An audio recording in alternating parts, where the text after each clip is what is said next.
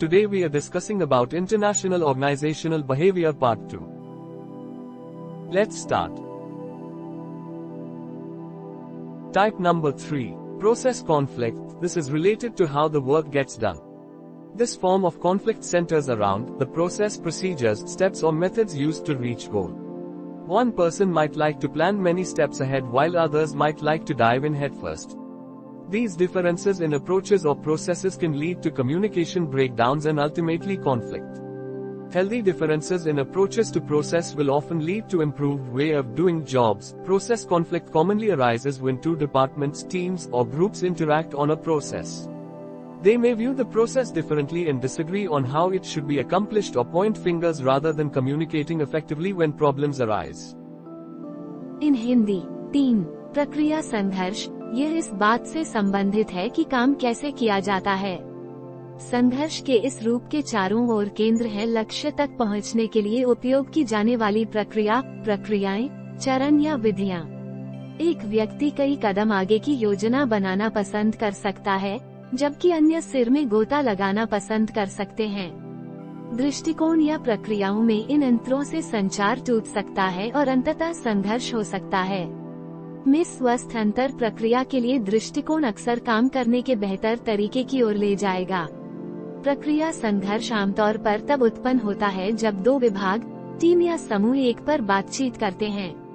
प्रक्रिया, वे इस प्रक्रिया को अलग तरह से देख सकते हैं और इसे कैसे पूरा किया जाना चाहिए इस पर असहमत हो सकते हैं या समस्याएं उत्पन्न होने पर प्रभावी ढंग से संवाद करने के बजाय उंगलियों को इंगित करें।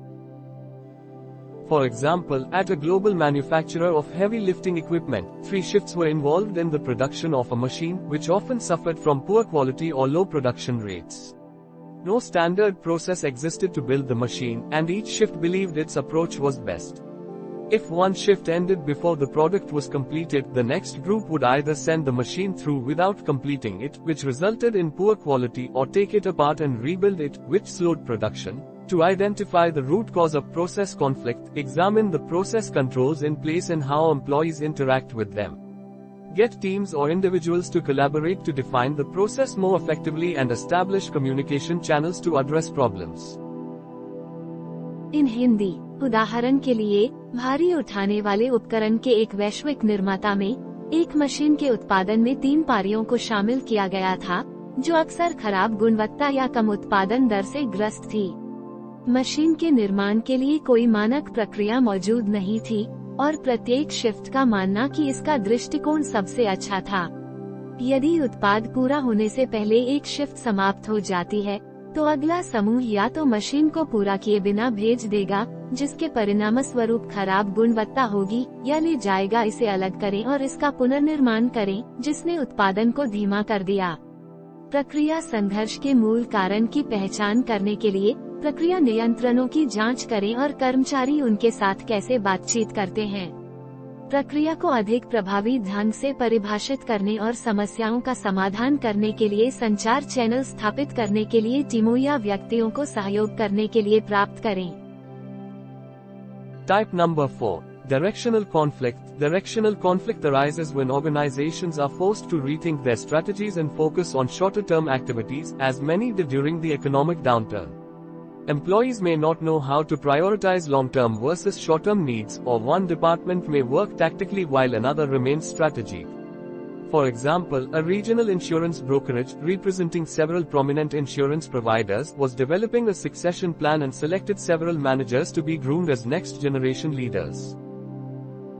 In Hindi, 4. दिशात्मक संघर्ष। दिशात्मक संघर्ष तब उत्पन्न होता है जब संगठनों को अपनी रणनीतियों पर पुनर्विचार करने के लिए मजबूर किया जाता है और छोटी अवधि की गतिविधियों पर ध्यान दें, जैसा कि कई ने आर्थिक मंदी के दौरान किया था।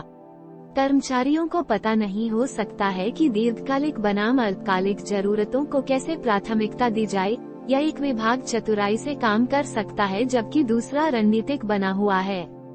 उदाहरण के लिए, एक क्षेत्रीय बीमा दलाली, जो कई प्रमुख बीमा का प्रतिनिधित्व करती है प्रदाता, एक उत्तराधिकार योजना विकसित कर रहे थे और तैयार होने के लिए कई प्रबंधकों का चयन किया अगली पीढ़ी के नेता। This action resulted in directional conflict because the managers were unclear whether to focus on meeting their short-term goals or on the longer-term successor efforts. To identify the root cause of directional conflict, individual employees should ask themselves, what do I believe our direction is or should be? Is that aligned with what others are saying? What are senior managers saying? Answering these questions will enable individuals to change their own direction if necessary and help others change theirs. In Hindi, इस कार्रवाई के परिणाम स्वरूप दिशात्मक संघर्ष हुआ क्योंकि प्रबंधक थे स्पष्ट नहीं है कि अपने अल्पकालिक लक्ष्यों को पूरा करने पर ध्यान केंद्रित करना है या लंबी अवधि के उत्तरवर्ती प्रयासों पर। दिशात्मक संघर्ष के मूल कारण की पहचान करने के लिए व्यक्तिगत कर्मचारियों को खुद से पूछना चाहिए, मेरा मानना कि हमारी दिशा क्या है या होनी चाहिए? क्या ये दूसरे जो कह रहे हैं उससे मेल खाता है? क्या कहते हैं सीनियर मैनेजर? इन सवालों के जवाब देने से लोग सक्षम होंगे जरूरत पड़ने पर खुद की दिशा बदलें और दूसरों की दिशा बदलने में मदद करें। Type number 5. External conflict. External conflict arises when pressures from customers or other stakeholders impact internal decisions. Recent economic challenges compelled organizations to adjust and adapt, for example, by lowering prices while providing enhanced customer service. Sales or customer service personnel advocating for customers' needs may have come into conflict with operations trying to meet internal goals. For example, a healthcare software company was pushing to bring a new product to market. Sales and customer service employees continued to bring customer input to the programming group, which did its best to incorporate the ideas into the product. As the requests continued to come in, it extended the development process beyond the planned release date. In Hindi, 5. बाहरी संघर्ष। बाहरी संघर्ष तब उत्पन्न होता है जब ग्राहकों या अन्य हितधारकों के दबाव आंतरिक निर्णयों को प्रभावित करते हैं। हाल की आर्थिक चुनौतियों ने संगठनों को समायोजित और अनुकूलित करने के लिए मजबूर किया। उदाहरण के लिए, बढ़ी हुई ग्राहक सेवा प्रदान करते हुए कीमतें कम करके। ग्राहकों की जरूरतों की वकालत करने वाले बिक्री या ग्राहक सेवा कर्मी संचालन के साथ संघर्ष में आ सकते हैं। आंतरिक लक्ष्यों को पूरा करने की कोशिश कर रहा है। उदाहरण के लिए, एक स्वास्थ्य देखभाल सॉफ्टवेयर कंपनी एक नया उत्पाद लाने के लिए जोर दे रही थी। मंडी, बिक्री और ग्राहक सेवा के कर्मचारियों ने प्रोग्रामिंग समूह में ग्राहक इनपुट लाना जारी रखा, जिसने उत्पाद में विचारों को शामिल करने की पूरी कोशिश की।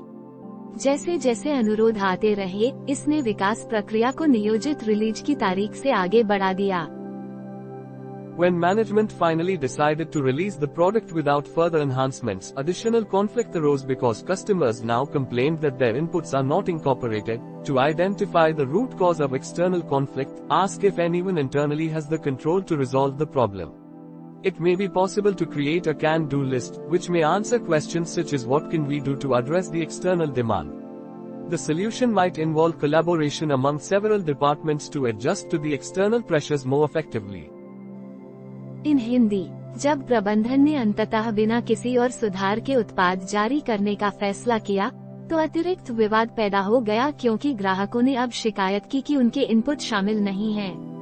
एक कैन डू सूची बनाना संभव हो सकता है, जो इस तरह के प्रश्नों का उत्तर दे सकती है। बाहरी मांग को पूरा करने के लिए हम क्या कर सकते हैं? बाहरी दबावों को अधिक प्रभावी ढंग से समायोजित करने के लिए समाधान में कई विभागों के बीच सहयोग शामिल हो सकता है।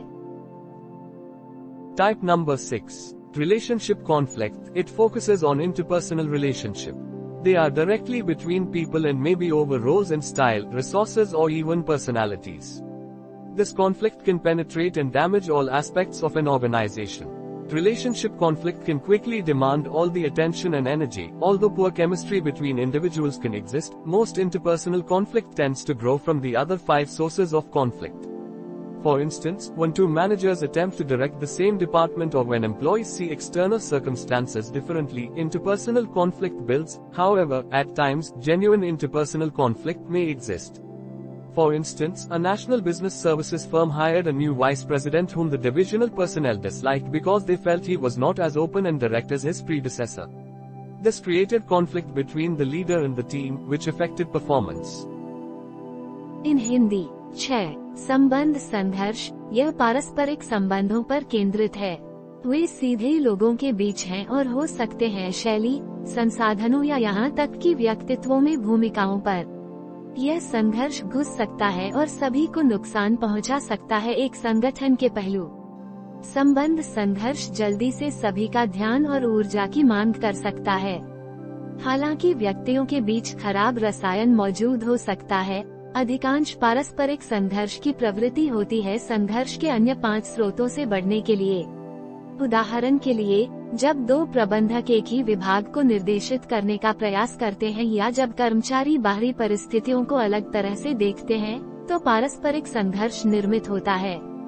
हालांकि कभी कभी वास्तविक पारस्परिक संघर्ष मौजूद हो सकता है। उदाहरण के लिए, एक राष्ट्रीय व्यापार सेवा फर्म ने एक नए उपाध्यक्ष को काम पर रखा जिसे विभागीय कर्मियों ने नापसंद किया क्योंकि उन्हें लगा कि वह अपने पूर्ववर्ती की तरह खुले और प्रत्यक्ष नहीं थे। इससे बीच विवाद पैदा हो गया। नेता और टीम, जिसने प्रदर्शन को प्रभावित किया।